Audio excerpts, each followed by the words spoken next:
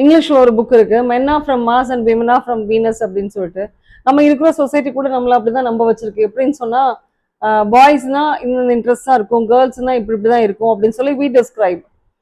So நம்ம என்ன பண்றோம், பாய்ஸுக்கு when baby boys are born we buy them and give cars, planes and bikes, toys. அதே மாதிரி கேர்ள்ஸ்க்கு என்ன மாதிரி டாய்ஸ் வாங்கி தரோம் அப்படின்னு சொன்னா பார்பிஸ் அண்ட் சாஃப்ட் டால்ஸ், இந்த மாதிரி ரொம்ப சாஃப்டான டெலிகேட்டான டாய்ஸ் வாங்கி தரோம். இப்போ ரீசெண்டாக ஐ ரெட் புக், ஒரு புக் வாசித்தேன். டைட்டில் என்ன அப்படின்னு சொன்னா Zen and the art of motorcycle maintenance. So அப்போ எனக்கு திடீர்னு யோசிச்சு பார்த்தேன், ஜென்னுக்கும் மோட்டார் சைக்கிள் மெயின்டெனன்ஸ்க்கும் என்ன கனெக்ஷன் அப்படின்னு சொல்லி. So this made me read the book. இது என்னுடைய ஆர்வத்தை தூண்டுச்சு. So I read the book. இந்த புக்கோட ஆத்தர் யார் அப்படின்னு சொன்னா ராபர்ட் எம் பர்சிக் அப்படின்றவர். அவர் ஒரு பிலாசபரும் கூட.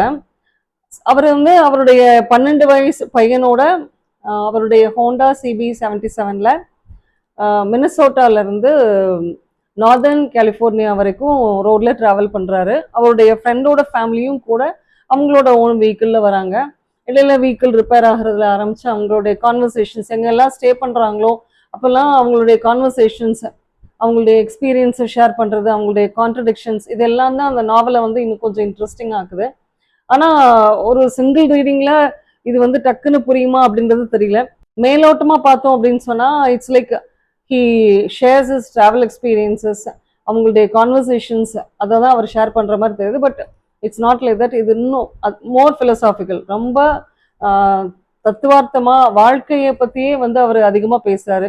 இது வந்து மோட்டார் சைக்கிள் மெயின்டெனன்ஸ் பத்தி கிடையாது. It is about life it self.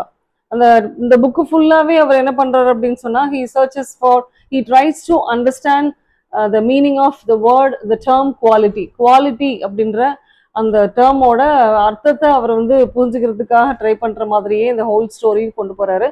At last அவர் எப்படி கன்க்ளூட் பண்றாரு அப்படின்னு சொன்னா குவாலிட்டி தான் வந்து வாழ்க்கையினுடைய ஒரு நிறைவான வாழ்க்கையினுடைய ரகசியமே அப்படின்னு சொல்லி முடிச்சிடுறாரு. ஸோ பிலோசாபிக்கல் ரீடிங் பண்ணணும்னு நினைக்கிறவங்களுக்கு, தத்துவார்த்தமான புக்ஸ் வாசிக்கணும்னு நினைக்கிறவங்களுக்கு இந்த புக்கு வந்து மிகச்சரியான ஒரு சாய்ஸ்.